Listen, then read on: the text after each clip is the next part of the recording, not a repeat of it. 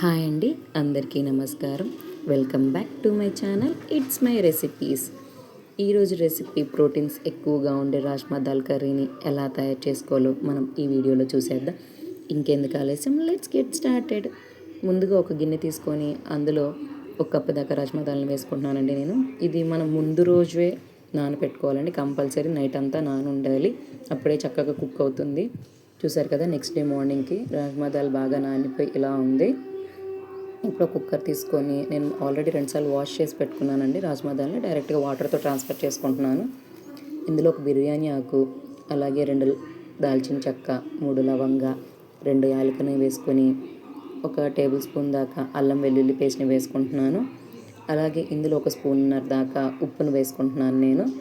అలాగే 1/2 స్పూన్ పసుపు, అలాగే 1 స్పూన్ దాకా కారంని వేసుకుంటున్నానండి. మీ రుచికి తగ్గట్టు కారంని అడ్జస్ట్ చేసుకోండి. ఒక 7 విజిల్స్ దాకా రాజ్మా దాల్ని ఉడికించుకోవాలండి. అది ఉడికేలోపు వేరే స్టవ్ మీద కడాయి పెట్టుకొని అందులో ఒక పావు కప్పు దాకా ఆయిల్ వేసుకుందామండి.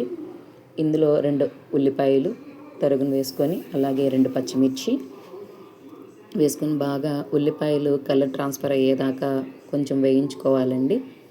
చూసారు కదా, ఉల్లిపాయలు చక్కగా రంగు మారిపోయాయి. ఇప్పుడు ఇందులో ఒక 2 టమాటోలు కట్ చేసుకున్నానండి మీడియం సైజులో, అవి వేసుకొని వేయించుకుందాము. మీడియం ఫ్లేమ్లో వేయించుకోవాలండి. పైన టమాటో పైన ఉండే స్కిన్ సపరేట్ అయ్యేంత వరకు మూత పెట్టి మగ్గించుకున్నాను. చూసారు కదా, చక్కగా మగ్గిపోయాయి టొమాటోలు.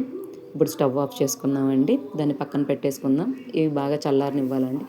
చల్లారిన ఈ మిశ్రమాన్ని ఓ మిక్సీ జార్లో తీసుకొని నీట్గా మెత్తటి పేస్ట్ లాగా గ్రైండ్ చేసుకోవాలి. ఇప్పుడు అదే కడాయి స్టవ్ మీద పెట్టేసి అందులో ఒక పావు కప్పు ఆయిల్ వేసుకొని అందులో ఒక టేబుల్ స్పూన్ దాకా నేను ఇక్కడ సోంపును వేసుకుంటున్నాను అండి. ఫ్లేవర్ చాలా బాగుంటుంది. అలాగే ఒక చిన్న స్పూన్ అల్లం వెల్లుల్లి పేస్ట్ వేసుకుంటున్నానండి. ఎక్కువ అవసరం లేదు, ఆల్రెడీ మనం రాజ్మా దాల్లో వేసాం కాబట్టి. చక్కగా అల్లం వెల్లుల్లి పేస్ట్ పచ్చివాసన పోయేదాకా వేయించుకోవాలండి. అలా వేయించిన దాంట్లో మనం ముందుగా గ్రైండ్ చేసి పెట్టుకున్న మిశ్రమాన్ని వేసుకొని బాగా వేయించుకోవాలండి. ఎక్కువసేపు వేయించుకోవాల్సిన అవసరం లేదు, ఎందుకంటే ఆల్రెడీ మనం ఉల్లిపాయలు టమాటోలు ఆల్రెడీ వేయించి పెట్టుకున్నాం కాబట్టి మూత పెట్టుకుని ఒక 2 నిమిషాలు మగ్గించుకుంటే సరిపోతుందండి. చూసారు కదా, ఇందులోనే 1 స్పూన్ దాకా కారం, ఒక 1/2 స్పూన్ ఉప్పు వేసుకుంటున్నాను. కొంచెం 1/2 స్పూన్ పసుపు, ఎందుకంటే ఉప్పు ఆల్రెడీ ముందు దాంట్లో కూడా వేసాం కదా. అలాగే 1 స్పూన్ దాకా గరం మసాలా వేసుకుంటున్నానండి. వేసుకొని చక్కగా మసాలాలన్నీ మనం గ్రైండ్ చేసుకున్న మిశ్రమానికి పట్టేలాగా బాగా కలుపుకోవాలండి. ఈ మసాలాలు కింద అడుగంటుకోకుండా మాడిపోకుండా వేయించుకోవాలండి. చూసారు కదా, లో ఫ్లేమ్లో వేయించుకున్నాను నేను. ఆయిల్ అంతా సపరేట్ అయిపోయి బయటకు వచ్చేస్తుంది. ఈ టైంలోనే ఆల్రెడీ మనం కుక్ చేసి పక్కన పెట్టుకున్నాం, చూసారు కదా రాజ్మా దాల్, దాన్ని వాటర్తో సహా వేసుకోవాలండి. చక్కగా కలుపుకోవాలి. చూసారు కదా, దీన్ని మూత పెట్టుకొని లో ఫ్లేమ్ మీద ఒక 20 మినిట్స్ దాకా కుక్ చేసుకోవాలండి. 20 మినిట్స్ తర్వాత చూసారా, ఆయిల్ అంతా తేలిపోయింది. పైకి చూడటానికి అలా కొంచెం వాటరీగా ఉంది, కానీ కింద అంతా చిక్కగా ఉందండి.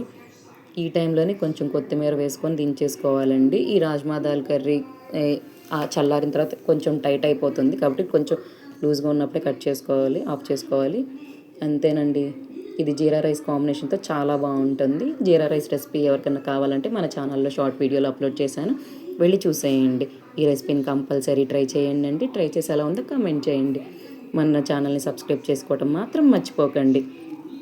ఈ రెసిపీ ఎలా ఉందో నాకు కామెంట్ చేసి చెప్పండి. Thank you for watching.